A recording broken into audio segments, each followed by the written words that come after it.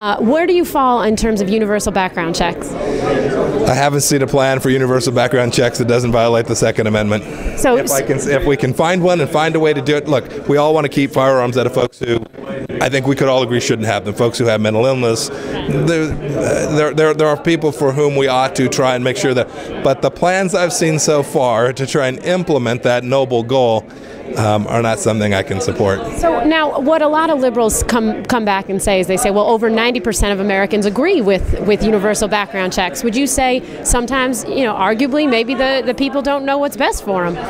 I'd take a different approach. It's all in how you ask the question. If you ask the question appropriately, Americans are also deeply, deeply committed to notions of freedom and Second Amendment rights.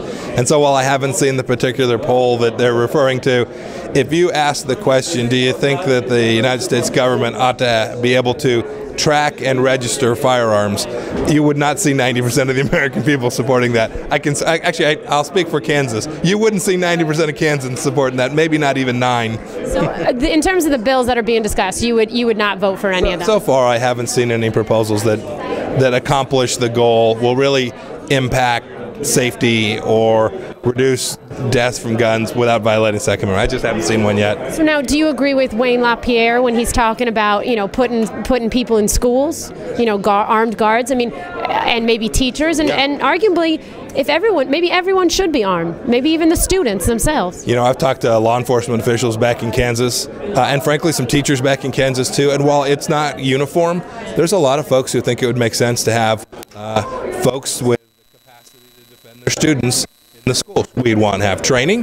We'd want to do it well. We'd want to execute the program properly. But boy, if we did that, we might just be on the way to keeping the school safer, and that's the end goal. I've had 2 reservists who are teachers say, I'm trained with firearms. I'd be happy to help take care of these young people. And what should the young people themselves be doing? I mean, should they be arming themselves? I mean, well, we don't. Youngsters and firearms. You have to be of a certain age today to get firearms in most states. I don't know all the state rules, but I know when my son was very young, he learned how to fire a shotgun and a handgun as well, and he was pretty handy with it, or still is. He's a little older now. Look, we have to be careful. Again, we don't want 7-year-olds and 9-year-olds. Again, this is not about putting a pistol in a crib. Well, I would hope not. But we ought to think rationally about how we can make our schools more safe and secure, at the same time acknowledging that bad people are going to show up with guns at schools no matter how many laws we put on our books. And so the solution can't be one more rule. So now, one thing, right, Piers Morgan, obviously, this is a big issue. I've heard about this a little bit. I'm sure. I don't watch his show much. Neither do I, but I have heard about the kind of hullabaloo, if you will.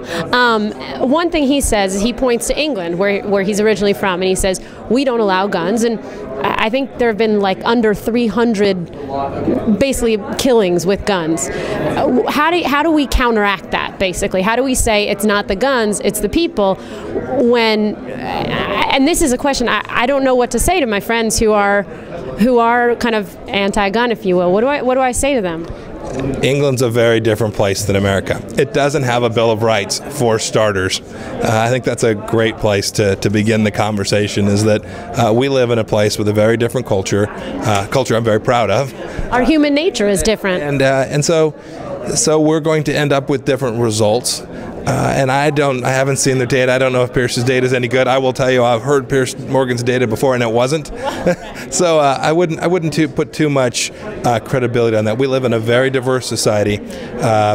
We have big challenges in our urban environments where we do have higher deaths as a result of gun use than we have in other places. I am certainly not against trying to think about how to reduce deaths by gun violence. I'm not against reducing deaths by violence of any sort, gun or otherwise. But the things that have been proposed so far don't begin to accomplish it, and those that might are deeply, deeply flawed because they violate our core rights. Well, the Brits and Americans, we've always been a different kind of people. View. We had a few firearms during the Revolution as well, as I recall. Yeah, word on the street. There were a few. That was the militia. I think that Constitution's talking about. I remember the history well. Well, hopefully not that well. I don't think you were alive back then. I wasn't around. I've read about it. I was not there.